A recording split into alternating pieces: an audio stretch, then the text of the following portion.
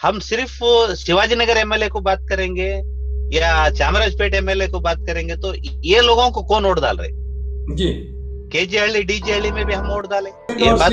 जो जो लोग 50% और 60% माइनॉरिटी के वोट से जीतते हैं, अगर उनको तो पहले आवाज उठाना चाहिए, तब हम दूसरों को बोल सकते हैं आप भी नहीं, आवाज ये उठाइए। मान देखना लीजिए कि चाहिए अगर अगर मान आप। लीजिए कि किसी एरिया में रोड बना है और वहाँ पे क्वालिटी अच्छी मेंटेन नहीं है, तो क्या कहा जाए कि एमएलए इसको इग्नोर कर रहा है या कुछ और सेटिंग है?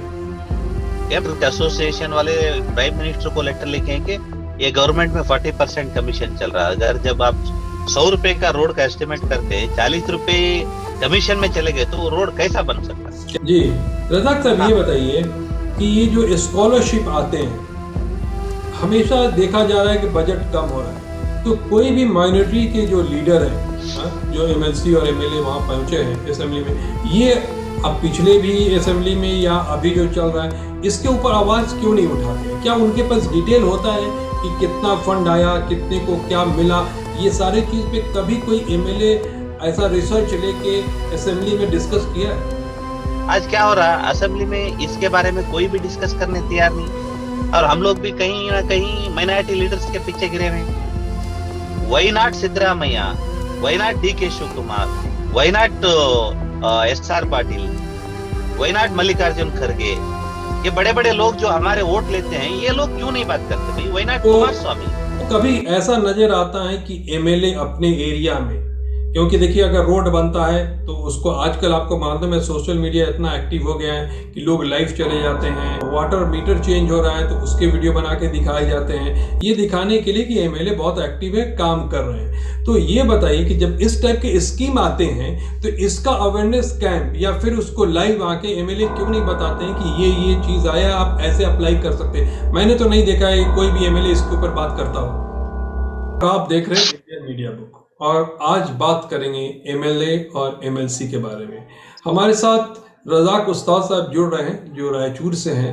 रजाक साहब बहुत बहुत शुक्रिया जुड़ने के लिए। रजाक साहब ये बताइए कि जो एमएलए चुन के जाते हैं तो एमएलए की क्या रिस्पॉन्सिबिलिटी होती है, थोड़े ब्रीफ में बताइए। एमएलए मतलब वो मेंबर ऑफ लेजिस्लेटिव असेंबली, जी। मतलब जहाँ लेजिस्लेशन बनता है वहाँ के मेंबर है। मतलब ये लोग लेजिस्लेशन बनाते हैं, कानून बनाने के लिए ही ये लोगों का पहला जो रिस्पॉन्सिबिलिटी है कानून बनाने की है। उसके बाद कानून को इम्प्लीमेंट करना, करवाने की भी जिम्मेदारी इनकी होती है। हम्म। प्रोग्राम्स को बनाना, प्रोग्राम्स को इम्प्लीमेंट करवाना, कानून को बनाना, कानून को इम्प्लीमेंट करवाना, ये दोनों अहम जिम्मेदारी इनकी है। ना कि रोड बनाओ, ड्रेन बनाओ, ये सब इंजीनियर्स कर लेते हैं, ऑफिसर्स कर लेते हैं। हम्म। करवाने का काम इनका है। ठीक है, तो ये बताइए कि अगर कोई एरिया में उसका एमएलए असेंबली के अंदर कोई आवाज नहीं उठाता है अपने एरिया के बारे में, तो ये समझा जाए कि उनके एरिया में पूरा डेवलपमेंट हो चुका है और कोई प्रॉब्लम्स नहीं है? नहीं, ऐसा तो कोई कॉन्स्टिट्यूंसी नहीं है पूरे हिंदुस्तान में जहाँ कोई प्रॉब्लम नहीं है। क्योंकि development is a continuous process, उसको कोई एंड नहीं है। हम्म। हर रोज करना पड़ता है उसको। डेवलपमेंट हो, अब कुछ भी चेंजेस, मतलब हाँ, हम कहते हैं कि there is a changes in universe, hmm. Universe itself is go on changing, so then the development will also change। और डेवलपमेंट के माने अलग अलग होते हैं, अलग अलग टाइम पर अलग अलग होते हैं। टाइम चेंज हो जाता है तो माने भी चेंज हो जाते हैं। पहले सड़कें बनते थे 12 फीट, 14 फीट, 20 फीट के सड़कें बनते थे। उसके बाद अभी डबल रोड आ गए, उसके बाद 4 लेन, 6 लेन, 8 लेन, 16 लेन के रोड आ गए। तो हम्म। डेवलपमेंट के माने बदलते रहते हैं, तो उसके हिसाब से ये कंटिन्यूअस एक प्रोसेस रहता है, वो चलना चाहिए। तो मैं इसलिए आपसे ये पूछा कि अगर कोई एमएलए और कुछ एरिया में अगर असेंबली के अंदर उनकी आवाज नहीं उठती है या किसी चीज पर डिस्कशन नहीं करते हैं, इसका क्या मतलब तो नेग्लिजेंसी, है? कॉन्स्टिट्यूंसी के बारे में नेग्लिजेंसी होती है, या ओवर कॉन्फिडेंस होता है, या वो लोग कुछ नहीं जानते या कुछ नहीं समझते। हम्म। जो डिस्कशन चलता है असेंबली में उसके बारे में ये लोग कुछ जानते नहीं या कुछ समझते नहीं, या हम्म। नेग्लिजेंसी। क्या होता देखेंगे, कुछ लोगों को इलेक्शन करने का तरीका मालूम रहता। हम्म। how to win the election. बताइए कि जो रोड बनता है एमएलए के एरिया में, कितनी रिस्पॉन्सिबिलिटी होती है एमएलए की कि रोड बनवाने की, या फिर एक सेट टाइम होता है ऑटोमेटिकली उस टाइम में बन जाता है, ऐसा कुछ होता है, या एमएलए जाके उसके ऊपर अपना तवज्जो डालता है या बनवाने की कोशिश करता है? नहीं, एमएलए की जिम्मेदारी ज्यादा होती है, क्योंकि ऑफिसर्स कॉन्ट्रैक्ट को फ्लो करते हैं। आजकल तो ई टेंडरिंग है, ई टेंडर हो जाता है, उसके बाद क्या होता है, उसको कॉन्ट्रैक्टर को जिम्मेदारी दी जाती है। वर्क ऑर्डर देने के बाद कॉन्ट्रैक्टर की जिम्मेदारी होती है, और इंजीनियर क्वालिटी चेक करना उसकी जिम्मेदारी होती है। ये तो इस दौरान वो हो रहा है या नहीं हो रहा है, ये चेक करने की, सुपरवाइजिंग की जिम्मेदारी एमएलए की हो जाती है।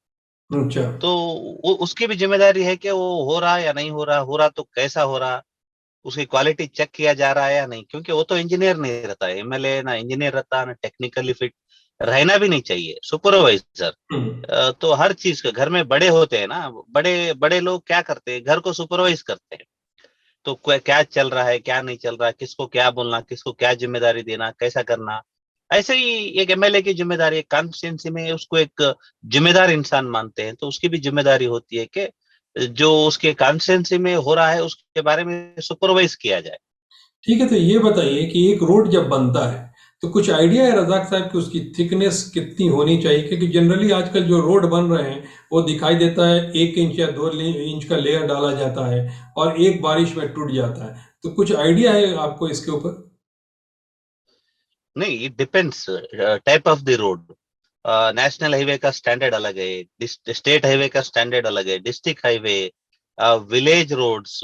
नो, जो और बेसिकली ये मैं बात पूछ रहा हूँ आपसे, जो रेजिडेंशियल एरिया होते हैं, जैसे बेंगलोर जैसा शहर है, रेजिडेंशियल एरिया है, तो उसके जो अंदर के रोड होते हैं उनका क्या कुछ रूल्स है? लाइक कोसबी रोड होंगे, हम्म। कोसबी कंस्ट्रक्शन सिविल वर्क जो भी रहते, हम्म। उसका एक एस्टिमेट होता है। हम्म। वो अभी टार डालते हैं, कहीं 3 इंच डालते हैं, कहीं 6 इंच डालते हैं, कहीं 2 इंच, 1 इंच, या चुपके ऊपर से डाल के जाते हैं। तो वो एस्टिमेट के हिसाब से करना चाहिए। हम्म। तो आप कुछ रोड को चेक करना है तो पहले एस्टिमेट देखना, हम्म। इंजीनियर के पास एस्टिमेट मांग लेके उसमें चेक करना है कि कितना विड्थ होना चाहिए, कितना लेंथ होना चाहिए, कितना डेप्थ होना चाहिए। इस हर चीज को उसमें लिखा हुआ रहता है, क्यों मैं उसके आपसे हिसाब से पूछ रहा हो हूँ, रहा है या नहीं हो रहा। क्यों आपसे पूछ रहा हूँ, अभी बहुत सारे रोड बन रहे हैं बेंगलोर में, और जब आदमी कार में या बाइक में जाता है, नया रोड बना है, रात में बना है या एक दिन पहले बना है, तब भी आपको पता चलता है कि स्मूथ नहीं है, ऊपर नीचे है। तो ऐसी जी चीजें होती हैं, तो इसमें क्लियर कट करप्शन नजर आता है मेरे हिसाब से। आप क्या बोलते हैं?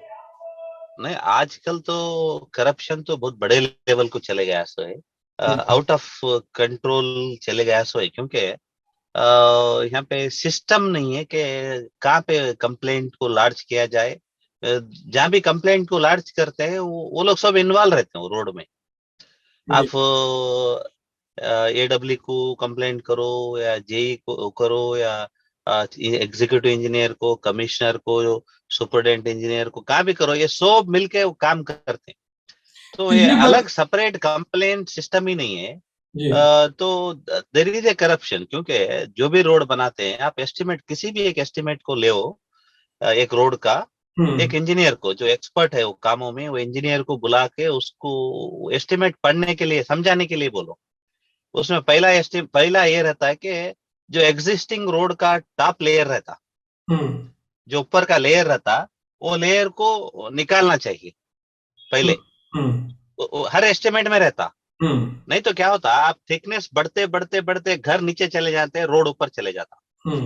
ये हम्म। ऐसा नहीं होना, बल्कि यूजुअली क्या करते हैं, हर एस्टिमेट में एग्जिस्टिंग रोड का जो टॉप लेयर रहता हम्म। तार का, उसको निकालते, या सीसी रहे तो भी उसको भी टॉप लेयर निकाल के ही नया लेयर डाल सकते, हम्म। डालना चाहिए, ऐसा एस्टिमेट में रहता।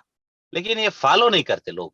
तो ये बताइए कि अगर जब रोड बनता है, तो जो जैसे आपने कहा कि एमएलए की होती है रिस्पॉन्सिबिलिटी सुपरविजन करने के लिए, तो डेफिनेटली एमएलए इस चीज को देख सकता है कि क्वालिटी मेंटेन हुआ है कि नहीं।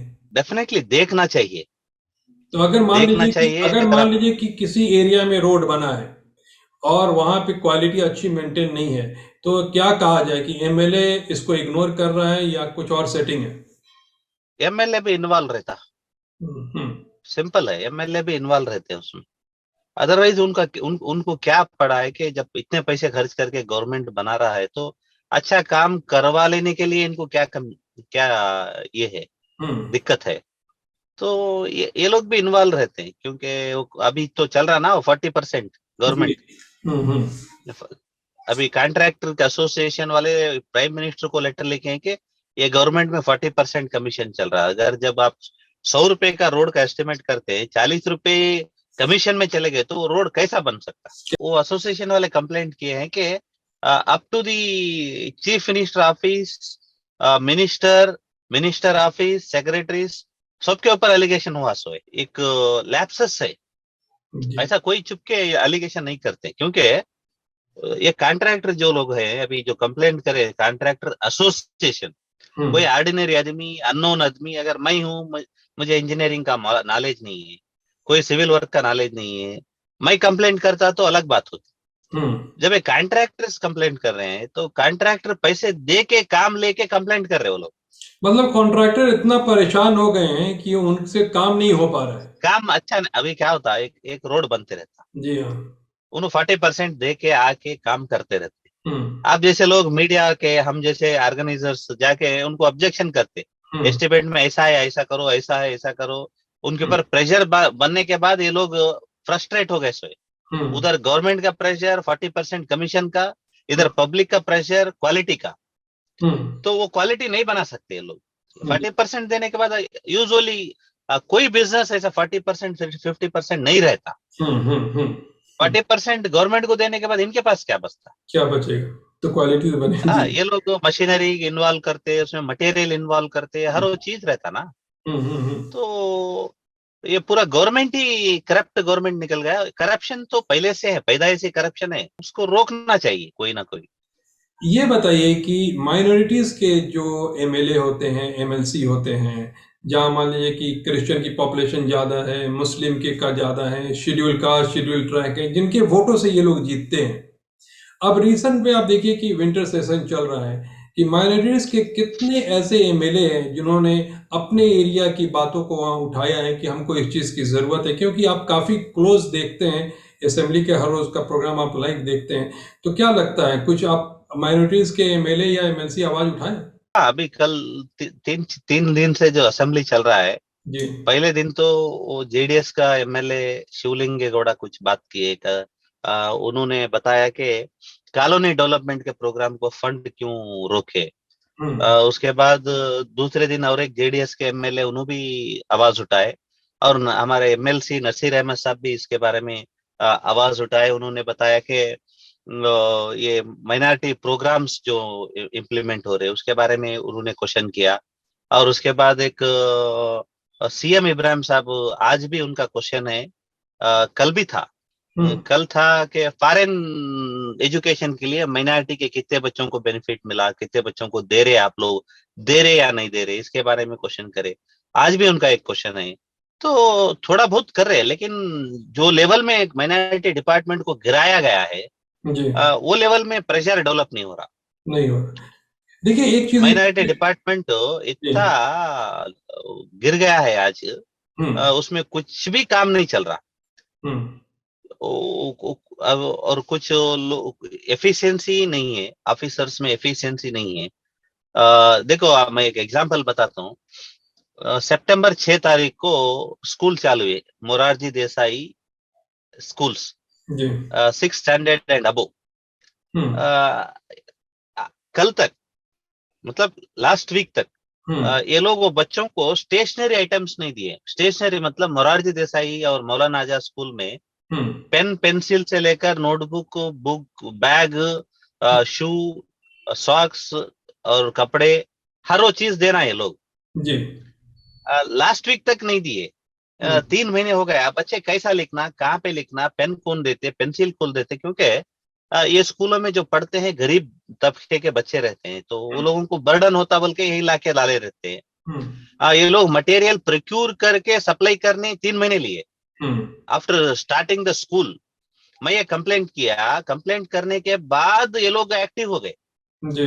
जब तक एक्टिव नहीं थे, उसके बाद प्रोक्यूर करके डिस्ट्रिक्ट वाइज, पूरे all over district 55 Morarji school है, 200 मौलाना आजाद स्कूल है, ये स्कूलों को सप्लाई करे। या तो ये मतलब ये टोटल एडमिनिस्ट्रेशन कोलैप्स हो रहा। तो मतलब ये है कि डायरेक्टर ऑफिस में आप कुछ काम नहीं चल रहा, तो मत डायरेक्टरेट ऑफ जी माइनॉरिटीज कुछ काम नहीं चल रहा। वो केएमडीसी तो पूरा बर्बाद कर दिए सोए।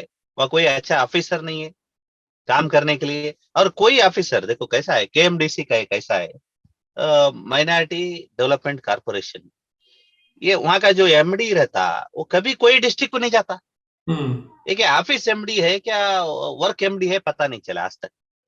मेरे को ये बताइए यहाँ पे जी रजाक साहब, ये हाँ बताइए कि ये जो स्कॉलरशिप आते हैं, हमेशा देखा जा रहा है कि बजट कम हो रहा है, तो कोई भी माइनॉरिटी के जो लीडर हैं, जो एमएलसी और एमएलए वहां पहुंचे हैं असेंबली में, ये अब पिछले भी असेंबली में या अभी जो चल रहा है, इसके ऊपर आवाज क्यों नहीं उठाते हैं? क्या उनके पास डिटेल होता है कि कितना फंड आया, कितने को क्या मिला?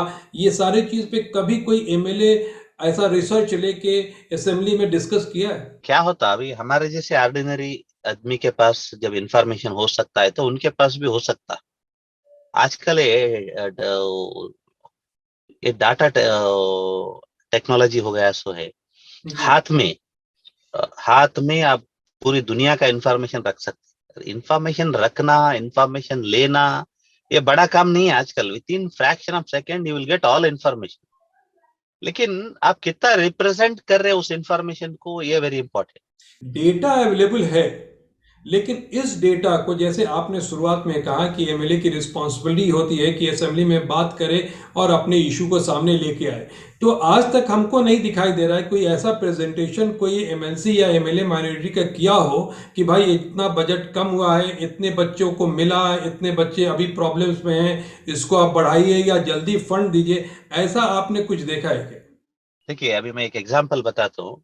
अरिव स्कीम है हम्म गवर्नमेंट ऑफ कर्नाटका केएमडीसी से। कल तो फ्रंट पेज में government of Karnataka Arivu scheme का ऐड दिए, हम माइनॉरिटी बच्चों को लोन दे रहे। बल्कि हम्म लोन कितना दे रहे, इंजीनियरिंग स्टूडेंट को 30,000, ओके वो बच्चा जो पे करना है 70,000। आप जो फीस फिक्स करे 65,000 फिक्स करे, हम्म तो ओवरऑल एक्सपेंडिचर होता है 75 to 80,000 जब एडमिशन लेता बच्चा कॉलेज को। हम्म आप उसको 30,000 लोन दे रहे, तो क्यों लोन दे रहे भाई? हम्म लोन दे रहे फ्री में नहीं, वो स्कॉलरशिप नहीं है। लोन दे लोन देने के लिए भी आप 30,000 को ला के रखे, तो कोई बच्चा लोन नहीं ले सकता। हम्म अगर 30,000 लोन लिया तो वो बच्चा एडमिशन नहीं ले सकता।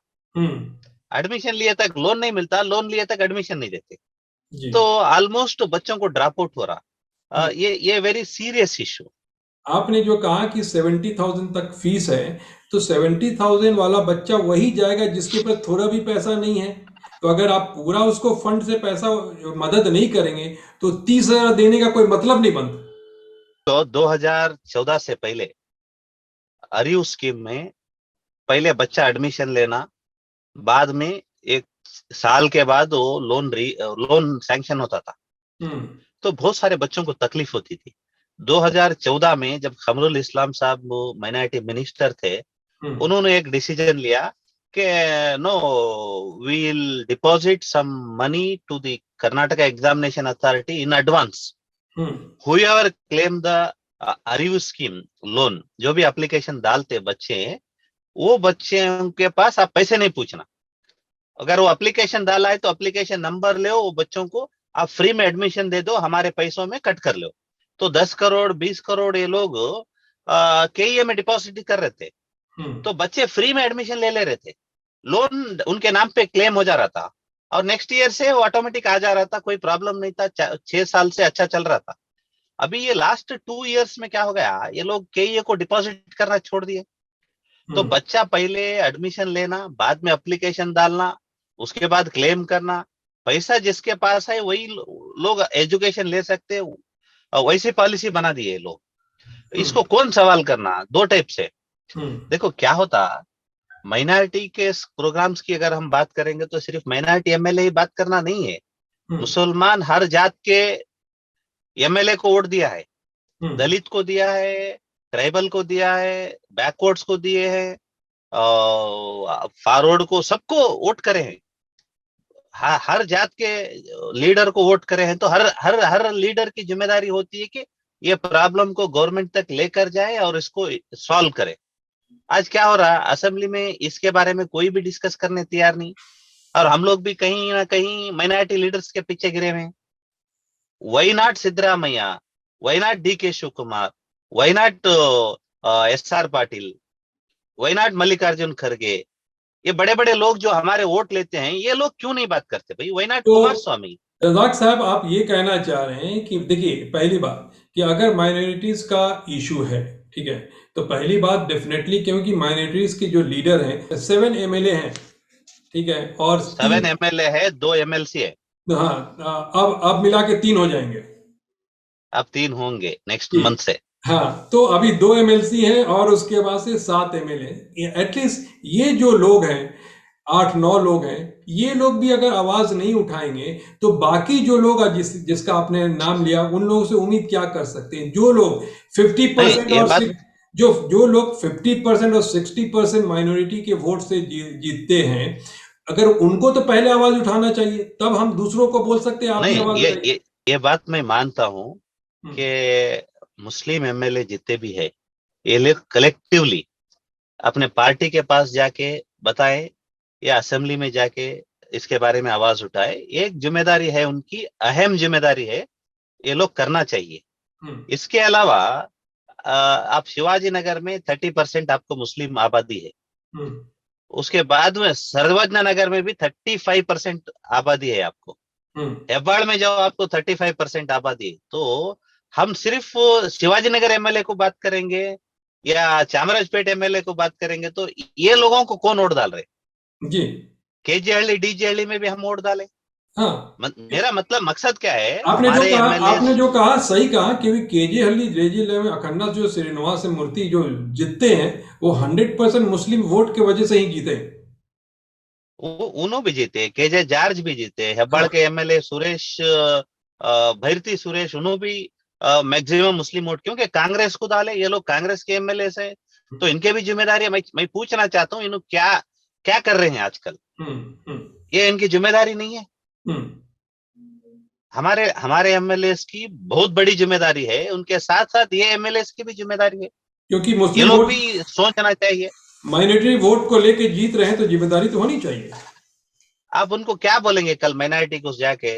हम्म, नेक्स्ट इलेक्शन आएगा, वोट पूछेंगे तो क्या क्या बोल के वोट पूछेंगे? हम्म। आपका स्कॉलरशिप नहीं दिए, हम आवाज नहीं उठाए, आपको लोन नहीं दिए, हम आवाज नहीं उठाए, ये बोल के वोट लेंगे? लेकिन रजाक साहब, बात यह है कि अवेयरनेस कि आपका स्कॉलरशिप कितने पे मिलता है, किस किस चीज में मिलता है, ये भी जनता तक नहीं पहुंचती है। इसलिए बहुत आसान हो जाता है उन लीडरों को इस सारी चीजों के ऊपर पर्दा डालना, क्योंकि अगर आपको अवेयरनेस नहीं है कि आपके राइट्स क्या हैं, आपको अवेयरनेस नहीं है कि कहां कहां से फंड मिलता है, तो उस पर पर्दा डालना बहुत आसान हो जाता है। हाँ, वो भी एक प्रॉब्लम है, क्योंकि कम्युनिटी में अवेयरनेस बहुत है गवर्नमेंट के प्रोग्राम्स के बारे हम्म, में। आप वक्फ बोर्ड से लेकर माइनॉरिटी डिपार्टमेंट के पूरे ये प्रोग्राम एक तरफ है, इसका भी कोई अवेयरनेस नहीं है। और अदर डिपार्टमेंट के जो related to government, any civil society, any civil citizen का जो बेनिफिट रहता है, वो लेने के लिए भी बहुत बैकवर्ड है हम लोग। जी, गवर्नमेंट से बहुत दूर दूर तक हम अप्रोच नहीं करते। हम्म, तो ये अवेयरनेस आना बहुत जरूरी है। हर हर एक नौजवान के अंदर, हर आदमी के अंदर ये अवेयरनेस आना है कि गवर्नमेंट क्या है, गवर्नमेंट में डिपार्टमेंट कितने हैं, कितने प्रोग्राम्स चल रहे हैं, कौन सा हमारे लिए बेनिफिट है। नॉट ओनली माइनॉरिटी, आप देखो माइनॉरिटी के डिपार्टमेंट है, KMDC है, डेवलप माइनॉरिटी डायरेक्टरेट है, वक्फ बोर्ड है, वक्फ वुमेन फाउंडेशन है, उर्दू एकेडमी है, ये सब एक तरफ, माइनॉरिटी कमीशन है, ये सब एक तरफ है। इसके अलावा लोकल बॉडीज है, आपका BBMP है, BBMP में क्या है? कहीं कंप्यूटर देते हैं, कहीं बुक्स देते हैं, कहीं अलग अलग प्रोग्राम्स है, उनके भी वेलफेयर प्रोग्राम्स है। और स्टेट गवर्नमेंट में वेलफेयर प्रोग्राम्स है दूसरे डिपार्टमेंट के। ये सब बेनिफिट लेने के लिए ये लोग क्लेम करना ना, क्लेम करने के लिए जानकारी होना।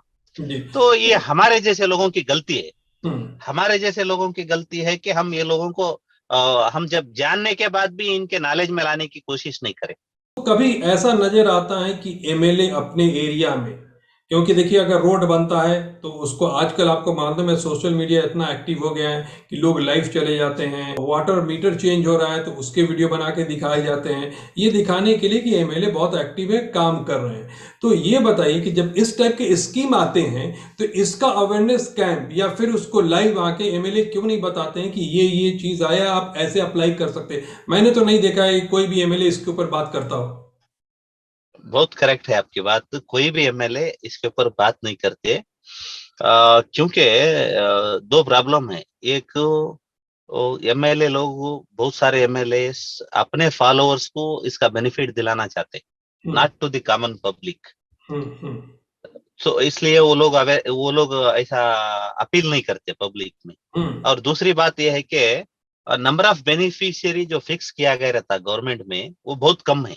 हम्म। कम मतलब, एक असेंबली कॉन्स्टिट्यूंसी को, एक डिस्ट्रिक्ट को, रायचूर डिस्ट्रिक्ट है अभी, तो रायचूर डिस्ट्रिक्ट को माइनॉरिटी डेवलपमेंट कारपोरेशन में 2 कार दे तुम बोलते।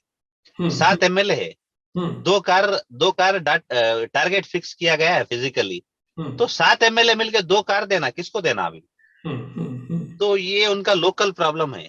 तो टारगेट कम रहने की वजह से, दूसरा जो भी है अपने फॉलोअरों को दिलाना बोल के ये लोग तो चलिए डिसाइड कर लेके। रजाक साहब, आपने कहा कि अगर फंड इतना कम होता है कि एमएलए सिर्फ अपने फॉलोअर को देता है, तो मतलब अपने फॉलोअर को खुश करने के लिए, अपने साथ रखने के लिए फंड आया, फॉलोअर को दे दिया, फॉलोअर आपके साथ जमा हुआ है आपकी आवाज उठाने के लिए, तो फिर जनता कहाँ जाएगी?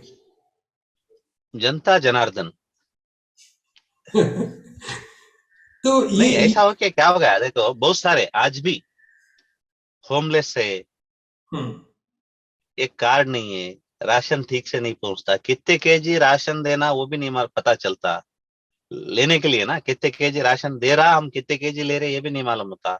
ये हम्म। कोई सुपरवाइजिंग, हर हर वो तरीके से सुपरवाइजिंग करना एक मैं बोला एमएलए की सुपर। जिम्मेदारी आप है। ये बताइए कि आप किसी से भी पूछ लीजिए रास्ते में जो गरीब है जो राशन उठाता है कि तुमको कितना मिलना चाहिए, कोई नहीं बता पाएगा कि हमको ये मिलना चाहिए।